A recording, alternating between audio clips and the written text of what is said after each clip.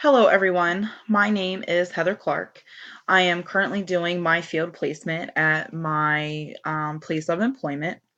I currently work at an agency that provides services for families and children at risk.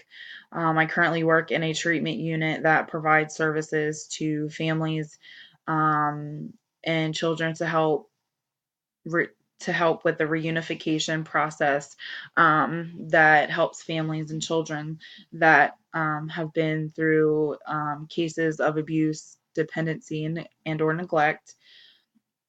Other units in my place of employment may include investigation, foster care, hotline, permanency.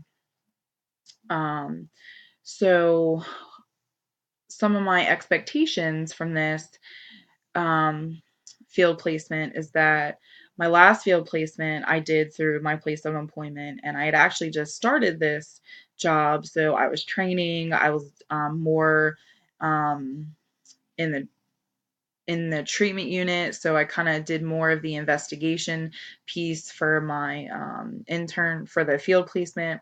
So now my focus is more on the foster care and the permanency unit. And I also have the opportunity to, you know, work in the, to do hours in the intake if needed and if possible. So I really have a big opportunity to really branch out and um, really take on different roles and in the scope of this field placement as well as my employment and kind of learn the ins and outs of each piece and how kind of everything ties together. Um, and how each role in the department that I work for really plays an important role in the lives of these families and children. Um, and from this class, I'm hoping, that the information, that we're getting each week is going to help, me be able to further my knowledge and use that in the field to help, those families and to help me be able to be a better worker and a social worker in the field. So this placement, as I had mentioned, I'm hoping will differ because I'm really hoping to be able to branch out and learn a lot of different roles, especially now that I've been in my place of employment longer. I've advanced in the career ladder of position.